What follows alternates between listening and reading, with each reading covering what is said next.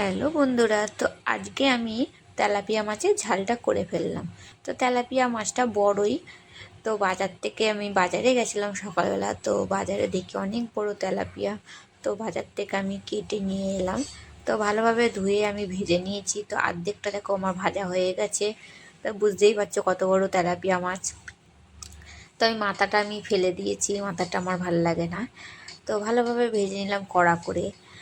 তো মাছ ভালোভাবে যদি না ভাজো খেতেও ভালো লাগে না, তো একটু কড়া করে ভাজেছি আমি। আর আমাদের ওর বাবা একটুখানি কড়া না হলে, আমার হাজব্যান্ড একটু কড়া না হলে খায় না। তো ভাজা হয়ে গেল, আমি সব তুলে রাখলাম।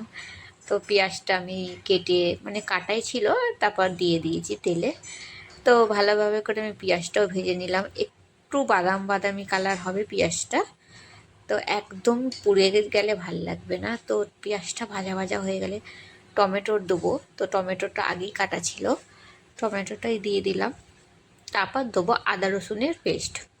তো আমি আদা রসুনটা যে সিলে বেটে করেছি, মিক্সিতে দিইনি। তো মিক্সির মশলাটা না আমার একদমই ভাল লাগে না খেতে।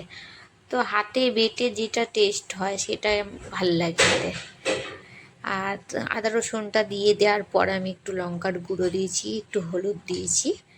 তারপর একটু দিয়ে দেবো তেল। তো তেলে এই মশলাটা আমি ভাজবো।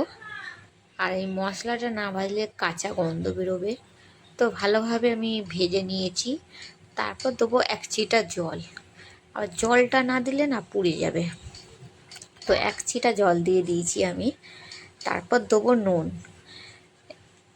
বেশি নুন দেবো না, যেহেতু বেশি ঝোল হবে না, আর একটু মাখা মাখা টাইপেরই হবে।